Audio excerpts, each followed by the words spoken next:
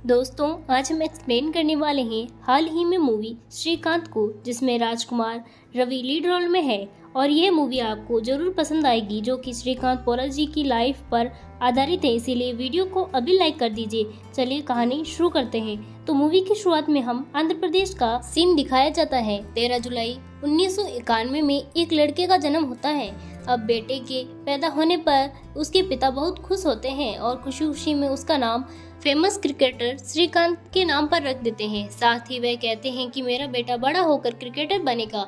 पर श्रीकांत के पिता की खुशी ज्यादा दिन न टिक पाई, क्योंकि उन्हें पता चल चुका था उनका बेटा जन्म से अंधा है, जिससे उनका दिल टूट जाता है। उसके बाद श्रीकांत के परिवार वाले सोचते हैं कि इस बच्चे को अभी मार देना चाहिए, क्योंकि इनकी दुनिया में कोई जगह नहीं है और अगर इसे आज ना मारा गया तो इसे दुनिया वाले रोज मारेंगे। फिर जब श्रीकांत के पिता उसे मारने वाले थे तो श्रीकांत की मां ने उसे बचा लिया, जो अपने बेटे को मरते हुए नहीं देख सकती थी। अब इसके बाद कहानी आगे बढ़ती है और हम श्रीकांत को देखते हैं, जो अपने दुख और तकलीफों से लड़ने का फैसला करता है। इसके बीच उसे कई बार बुलाया जाता है और कुछ लड़के उसे भिखारी कहते हैं तो कुछ उसे मारते हैं। लेकिन श्रीकांत ने ठान लिया था कि वह कभी भी अपनी परेशानियों से भागेगा नहीं, बल्कि उनका सामना करेगा और यह उसे लड़ेगा। अब दृष्टिहीन होने के बावजूद श्रीकांत अपने क्लास का टॉपर था, जिसका दिमाग बहुत तेज चलता था और वो बहुत सारी चीजें बाकी बच्चों से मुताबिक बहुत ही जल्द सीख जाता था। लेकिन यहाँ गांव में इतनी ज्यादा फैसिलिटी नहीं थी जो कि श्रीकांत जैसे बच्चे का टैलेंट आगे बढ़ा पाए। इसीलिए श्रीकांत के एक टीचर के कहने पर श्रीकांत के पिता उसे शहर लेके आते हैं और वहाँ एक ब्लाइंड स्कूल में श्रीकांत का एडमिशन करवा देते हैं। अब स्कूल में सब कुछ ब्लाइंड बच्चों के लिए फ्री होता है और यह पहली बार श्रीकांत मिला था देविका मैडम से, जो कि श्रीकांत के लिए उसकी मैडम कम बल्कि उसके पालने पहुँचने वाली यशोदा माँ बन गई थी, जिन्होंने उसके जिंदगी के कई सारे लेसन सिखाए। और जिस चीज में श्रीकांत को इंटरेस्ट था, देविका मैडम ने उसे वो सब कुछ सिखाया। अब यह श्रीकांत उन सारे ब्लाइंड बच्चों में से सबसे आगे था, जो पढ़ाई में आगे था, चेस में आगे था और यहाँ तक कि बड़ी बड़ी मशीनें तक को सही कर देता था। यहाँ देविका ने भी श्रीकांत का पूरा साथ दिया, जिससे श्रीकांत हर चीज में मास्टरी हासिल कर लिया। अब एक दिन जब स्कूल में कोई फंक्शन होता है तो वहाँ पर ट्रस्ट आए होते हैं और वहाँ पर श्रीकांत स्कूल का टॉपर होने की वजह से स्पीच देता है। लेकिन यहाँ तो श्रीकांत डस्टबिन के सामने स्कूल का ही वादा फोड़ देता है कि यहाँ के लोग हमारा ठीक से ख्याल नहीं रखते और जो भी पैसा हमारे यहाँ आता है उनको आधा पैसा हमारे पर खर्च कर दिया जाता है और बाकी पैसे यहाँ का स्टाफ खा लेता है। साथ ही किचन में से रोज किचन की खुशबू आती है, पर हमें तो वह शादी सब्जी खिलाई जाती है। अब श्रीकांत ने इतना बड़ा कांड कर दिया था तो वह गुस्से से स्कूल वाले उसे धक्का देकर वहाँ स्कूल से निकाल देते हैं और श्रीकांत को समझ नहीं आ रहा था कि यह उसके साथ क्या हो गया। उसने तो कभी सोचा ही नहीं था कि स्कूल वाले उसे ऐसे साथ करेंगे और वहाँ पर देविका मैडम भी नहीं थी, इसीलिए उसे तो पता नहीं था कि श्रीकांत के साथ क्या हुआ है। अब श्रीकांत पूरे शहर में ऐसे ही भटकता भटकता जाने लगता है, तो उसे बीच कई लोग उसे ही देखे जा रहे थे, पर किसी ने भी श्रीकांत की मदद नहीं की थी, क्योंकि सबको लग रहा था कि यह कोई भिखारी होगा। पर यह जैसा भी बात देविका मैडम को पता चलती है तो वह श्रीकांत को ढूंढते ढूंढते उनके पास आ जाती है। जब श्रीकांत कहता है कि मुझे तो आगे पढ़ना है और ऐसे भिखारी नहीं बनना, जिसे सुनकर देविका मैडम का दिल भर आता है। अब इतना सब कुछ होने के बाद देविका मैम ही श्रीकांत की करियर कैरेक्टर बन जाती है और उसकी पूरी रिस्पॉन्सिबिलिटी उठा लेती है। यहाँ तक कि श्रीकांत के पेरेंट्स से भी कह देती है कि अब चाहे तो उसे पढ़ाए या ना पढ़ाए, पर मैं उसे जरूर पढ़ाऊंगी। देविका मैम एक टॉप रिकॉर्डिंग में श्रीकांत के लिए पढ़ाई का काफी सारा सिलेबस रिकॉर्ड कर देती है, ताकि श्रीकांत को वो सुनकर याद कर सके। अब श्रीकांत भी उन सारी कैसेट को सुनकर याद कर लेता है और अपने आगे की पढ़ाई को कंटिन्यू करता है। फिर जब एग्जाम का टाइम आता है तो श्रीकांत की काफ़ी अच्छी तैयारी होने के कारण वह स्कूल का टॉपर बन जाता है, जिसके 96 पर आए थे।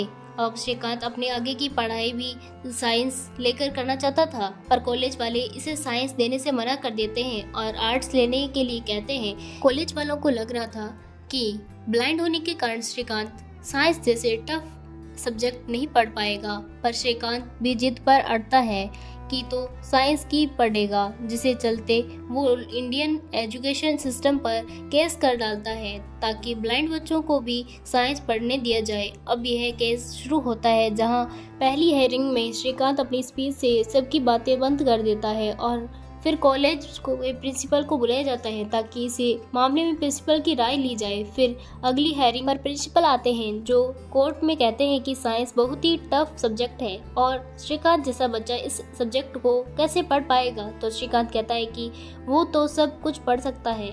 तो इस प्रिंसिपल उसे 11th क्लास की बुक देते हैं कि ये पढ़कर दिखाओ, पर वो बुक तो प्लेन थी जिसके कारण श्रीकांत उसे पढ़ नहीं सकता था। तब श्रीकांत भी ब्लाइंड वाली बुक निकालता है जो कि ब्लाइंड लोगों के लिए ही बनी होती है, जिस वे छूकर पढ़ सकते हैं। और श्रीकांत प्रिंसिपल को कहता है कि आप इसे पढ़कर दिखाइए। तो प्रिंसिपल मना कर देता है, पर इस पर श्रीकांत कहता है कि जैसे इस कोर्ट रूम में बैठे कोई भी इंसान ब्लाइंड बुक नहीं पढ़ सकता, वैसे ही हम वो वाली किताबें नहीं पढ़ सकते। सोच के देखिए, अगर एजुकेशन सिस्टम हमने बनाया होता तो आप लोग पढ़ाई कैसे कर पाते। जो सुनकर जज को भी बात समझ आ गई, जिसके बाद श्रीकांत ये केस जीत जाता है और उसको कॉलेज में एडमिशन मिल जाता है। अब यह भी श्रीकांत मन लगाकर पढ़ाई करता है, साथ ही वह ये चेस और क्रिकेट भी खेलता है और यहाँ भी हर चीज में वह नंबर 1 आता है। अब एग्जाम में भी उसके मार्क्स काफी अच्छे आते हैं, जिसे ITI में भी उसका आराम से सिलेक्शन हो जाता है। यह भी प्रॉब्लम आती है कि इसे इंजीनियर एजुकेशन सिस्टम के चलते ब्लाइंड लोगों के लिए कोई भी सिस्टम नहीं था। हालांकि श्रीकांत भी समझ गया था कि वह सिर्फ पढ़ना चाहता है, इसीलिए वह इस बार इंडियन एजुकेशन सिस्टम पर कोई केस नहीं करता, अपनी पढ़ाई को नॉर्मल कॉलेज से कंटिन्यू करता रहता है। साथ ही वे ब्लाइंड लोगों के साथ क्रिकेट भी खेलता है। शुरू में देखते हैं जिसमें श्रीकांत का कोई जवाब नहीं देता। इसके बाद श्रीकांत एक प्रोग्राम में जाता है जहां पर APJ अब्दुल कलाम जी आए हुए होते हैं। वो सभी के पूछते हैं कि आप सब बड़े होकर क्या बनना चाहते हो, जिस पर कोई डॉक्टर बोलता है तो कोई इंजीनियर। फिर जब श्रीकांत की बारी आती है तो वो कहता है कि मैं देश का पहला विजुअली एम्पायर प्रेसिडेंट बनना चाहता हूँ।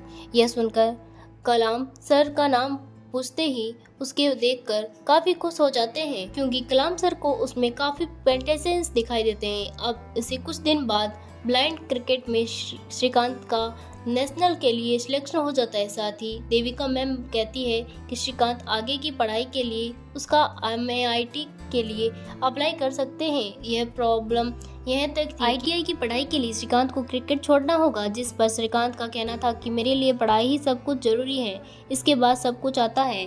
अब समय बीतता है और श्रीकांत का अमेरिका की सबसे बड़ी ITI यूनिवर्सिटी में सिलेक्शन हो जाता है और यहाँ श्रीकांत यूनिवर्सिटी में से बोनस्ट यूनिवर्सिटी को सिलेक्ट करता है। फिर जब श्रीकांत USA के लिए निकलता है तो हैदराबाद एयरपोर्ट पर अकेला था। इसके लिए ब्लाइंड होने के कारण वह एयरपोर्ट ट्रेन करने के लिए नहीं दिया जाता और कहते हैं कि आपके साथ कोई भी नहीं है तो आपको फ्लाइट से नहीं जा पाएंगे। तब श्रीकांत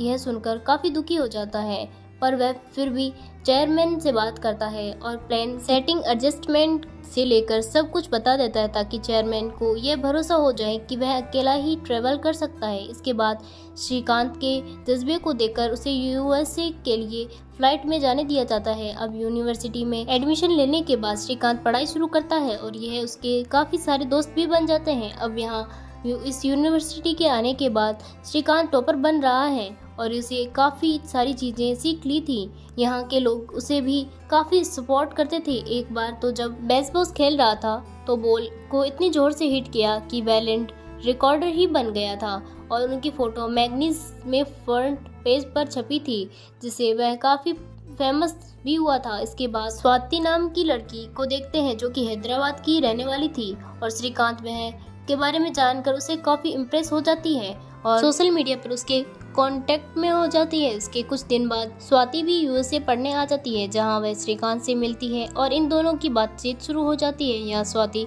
श्रीकांत को काफ़ी ज़्यादा पसंद करती है, उसे ऐसा लगता है कि श्रीकांत ही उसके लिए। साथ ही श्रीकांत भी उसकी कंपनी एंजॉय कर रहा था, क्योंकि स्वाति ने कभी भी उसके श्रीकांत को ब्लाइंड होने का फील नहीं करवाया था, यहाँ किसी से कमजोरी। अब कुछ समय बाद श्रीकांत का एडमिट हो कोर्स पूरा हो जाता है। पर श्रीकांत अब इंडिया वापस नहीं जाना चाहता। उसका मानना था कि यूएसए में रहकर ही जॉब करेगा। इसके बाद जब देविका मैम का कॉल आता है तो वह उन्हें भी यह कहता है कि यूएसए में रहकर जॉब करेगा क्योंकि यहाँ उसे अच्छा लगता है। तब देविका मैम भी उसे कुछ नहीं कहती, लेकिन जब यह बात तो स्वाति को बताती है तो उस श्रीकांत को समझाती है कि तुम यूएसए में रह गए तो किसी भी जिंदगी नहीं बदल पाओगे और इंडिया में तुम्हारे जैसे कोई सारे लोग होंगे, पर इंडिया जाने के बाद तुम लोगों को एक मिसाल बन जाओगे और तुम ही हो जो उन लोगों की ज़िंदगी बदल सकते हो, इसीलिए उनका पूरा फ्यूचर तो तुम्हारे ऊपर डिपेंड करता है। तब यह बात सुनकर श्रीकांत को भी बात समझ आ जाती है। वह तुरंत इंडिया के लिए निकल जाता है। अब यह पहुंचकर श्रीकांत स्वाति वाली बात देविका मैम को बताता है और इंडिया के ब्लाइंड लोगों की मेरी ज़रूरत है, इसीलिए मैं यहाँ आ गया। यह जानकर देविका मैम भी काफ़ी खुश होती है। फिर श्रीकांत कहता है कि हम ब्लाइंड लोगों के लिए क्या कर सकते हैं, जिस पर देविका मैम कहती है कि हम उन लोगों को कंप्यूटर सिखा सकते हैं जिससे उन्हें भी आसानी से जॉब मिल जाएगी। तब यह कुछ दिन अपने कंप्यूटर सेट खोल लेते हैं जहाँ ये लोग कई सारे ब्लाइंड लोगों को कंप्यूटर सिखाते हैं, पर यहाँ प्रॉब्लम आती है कि उन लोगों को कहीं भी कंप्यूटर ऑपरेटर नहीं की जॉब मिलती और अब कंप्यूटर सेटर का फ़ायदा ना दिखने के बाद वो अपने सेटर बंद कर देते हैं। इसके बाद एक दिन श्रीकांत देविका मैम से कहता है कि अगर इन लोगों को कोई भी जॉब नहीं दे रहा तो क्या हम ना इन लोगों को जॉब दे दें। देविका मैम पूछती है कैसे। अब यह श्रीकांत देविका मैम को पेंजिन बिजनेस के बारे में बताता है, लेकिन इस काम में काफ़ी सारी इन्वेस्टमेंट लगेगी, यह तक कि उन्हें एक फैक्ट्री भी चाहिए होगी। तब सब सोचकर श्रीकांत कमल सर से मिलने का फैसला करता है कि शायद वो हमारी इसमें मदद कर सके। एक दिन अपॉइंटमेंट लेकर वह लोग कमल सर से मिलने जाते हैं और इनका आइडिया कमल सर को काफ़ी पसंद आता है क्योंकि उसे ब्लाइंड लोगों की मदद करना था। श्रीकांत के आइडिया को लेकर 25 लाख रुपए इन्वेस्टमेंट में देते हैं, जिससे श्रीकांत काफ़ी खुश होता है। लेकिन यहाँ प्रॉब्लम ये थी कि इन रुपयों से ये लोग बिजनेस शुरू नहीं कर सकते थे क्योंकि बिजनेस में करोड़ों की इन्वेस्टमेंट लगेगी। हालांकि इसके बारे में श्रीकांत कई और लोगों से इन्वेस्टमेंट की बात करता है पर कहीं पर इन्वेस्टमेंट नहीं मिलता। फिर एक दिन श्रीकांत एक बड़े इन्वेस्टमेंट रवि से मिलता है। श्रीकांत अपने बिजनेस आइडिया को समझाता है, तब बताता है कि कलाम सर ने उसे 25 लाख रुपए पहले इन्वेस्टमेंट के तौर पर दे दिए हैं। तब यह बात जाकर रवि को श्रीकांत का आइडिया काफ़ी पसंद आता है। वो उसे बिजनेस के लिए पैसे देने के लिए मान जाता है। फिर रवि और श्रीकांत अपने लिए एक बहुत ही बड़ी फैक्ट्री खरीद लेते हैं और उसका नाम ब्लाइंड इंडस्ट्री रखते हैं, जिसकी ओपनिंग पर सब लोग काफ़ी खुश थे। अब यह काम था कि ये लोग रिसाइकिल पेपर को पेंजिंग पेपर में बदल दे और इस पूरी फैक्ट्री में लगभग ब्लाइंड लोग ही काम करते थे। यहाँ उन सभी को 8,000 महीने की जॉब पर रखा था। श्रीकांत भी इस फैक्ट्री में वर्कर के तौर पर काम करता था और उसे भी हर महीने 8,000 रुपये मिलते थे। अब धीरे धीरे श्रीकांत की यह बोल्डिंग इंडस्ट्री काफ़ी अच्छी से ग्रो करने लगी थी। कुछ ही सालों में इसे बिजनेस से श्रीकांत और उन लोगों की काफ़ी अच्छी प्रॉफिट भी होने लगा, जिसे रवि भी काफ़ी खुश था। हालांकि अब जैसे जैसे ब्लाइंड इंडस्ट्री फैसलर होती गई, इन सब का कैरेक्टर रवि को मिलता था, जो कि श्रीकांत को अच्छा नहीं लगता था। उसे लगता था कि आइडिया तो मेरा था पर कोई भी मुझे प्रेज नहीं करता। श्रीकांत मन ही मन यह सोचने लगता है कि उसे तो अपने बिजनेस आइडिया के लिए अवार्ड भी मिलना चाहिए। अब किसी भी हाल में यह अवार्ड पाना चाहता हूँ। पर रवि कहता है कि शायद ये अवार्ड उसे ना मिले, लेकिन श्रीकांत तो जिद पर अड़ा था कि वह अवार्ड लेकर ही रहेगा। इसीलिए वह रवि के साथ मिलकर एक फैक्ट्री खरीद लेता है जो कि 6 करोड़ की थी। उन लोगों ने फैक्ट्री मालिक को 6 महीने के लिए पैसे चुकाने की बात की थी, पर हम देखते हैं कि अब श्रीकांत का रवैया बदलने लगा और वह अपने आप को सबसे ऊपर समझने लगा था। इसीलिए वो ना तो देविका मैम से ठीक से बात कर रहा था और ना ही रवि से। ऐसे लग रहा था कि जैसे वो ही इन सब काफ़ी कुछ ज़्यादा जानता है, उसे किसी से सहारा की ज़रूरत नहीं थी। इसीलिए वो अब उसे अवार्ड को पाने का सपना ही देखने लगता है, जिसे उसका नाम हो और वह भी बड़ा आदमी बन जाए। नाम बदलने के चक्कर में श्रीकांत पॉलिटिक्स में उतर जाता है, जहां एमएलए श्रीकांत को टिकट देना चाहता था, लेकिन देविका मैम श्रीकांत को ऐसा करने से मना करती है कि यह पॉलिटिक्स में जाकर तुम्हें कोई फायदा नहीं होने वाला। पर श्रीकांत तो अपने घमंड में चूर था, तो वे देविका मैम की बात नहीं मानता था। उसे क्या करना था क्या नहीं वह सब जानता है। इसीलिए ये आपकी सलाह की मुझे ज़रूरत नहीं। यह अब सुनकर वो यह सोचने लगा जाता है कि देविका मैम उसे कुछ ज़्यादा ही नहीं बोल पाती। इसके बाद जब श्रीकांत उस एमएलए के ऑफिस जाता है तो उसे पता चलता है कि ये लोग श्रीकांत के अंधेपन की संपत्ति पर इलेक्शन जीतना चाहते हैं। इसके लिए उन्हें श्रीकांत को पार्टी में शामिल होना का मौका दिया था और यहाँ श्रीकांत के ब्लाइंड होने का पार्टी के लोग मजाक भी बनाते थे, जो सुनकर श्रीकांत के दिल का टूट जाता था और यह समझ आता है कि यहाँ बहुत बड़ी गलती कर दी, क्योंकि रवि और देविका मैम ने तो उसे आज तक अंधे होने का एहसास तक नहीं करवाया था और वह आज उन्हीं अपने तेवर दिखा कर आया है। यह होने के बाद श्रीकांत सीधा देविका मैम के पास आता है और उन्हें किए के लिए रोते हुए माफ़ी मांगता है, जिस पर देविका मैम भी उसे माफ़ कर देती है क्योंकि वो तो अपने बेटे की तरह समझती थी। इसके बाद श्रीकांत रवि के पास जाकर उससे माफ़ी मांगता है, जिस पर रवि भी अपने दोस्त को माफ़ कर देता है क्योंकि ये दोनों काफ़ी अच्छे दोस्त बन चुके थे। फिर श्रीकांत कहता है कि हम उस फैक्ट्री वाले 6 करोड़ भी जल्दी चुका देंगे और जी तोड़कर मेहनत करेंगे, जिसके बाद अब सब कुछ सही हो जाता है और श्रीकांत की मेहनत के दम पर उसे एक दिन स्पेशल कैटेगरी में businessman of the year award मिल जाता है। अब श्रीकांत यह अपने अंधेपन और अपनी हिम्मत की एक बहुत ही अच्छी स्पीच देता है कि हम लोग अंधे हैं तो क्या हुआ, हम किसी से कम नहीं हैं, इसीलिए हमें एक मौका देकर ज़रूर देखिए, हम वो सब कुछ कर सकते हैं जो एक नॉर्मल इंसान कर सकता है। साथ ही वो कहता है कि वो स्पेशल कैटेगरी के अवार्ड को एक्सेप्ट नहीं करेगा, पर अगर किसी दिन वो नॉर्मल कैटेगरी से ये अवार्ड देते हैं तो वह खुशी खुशी ले लेगा। अब यह सुनकर अब बाद में श्रीकांत के लिए लोग उन्हें तालियां बजाने लगते हैं और लोगों के मन में श्रीकांत के लिए इज्जत काफ़ी ज़्यादा बढ़ जाती है।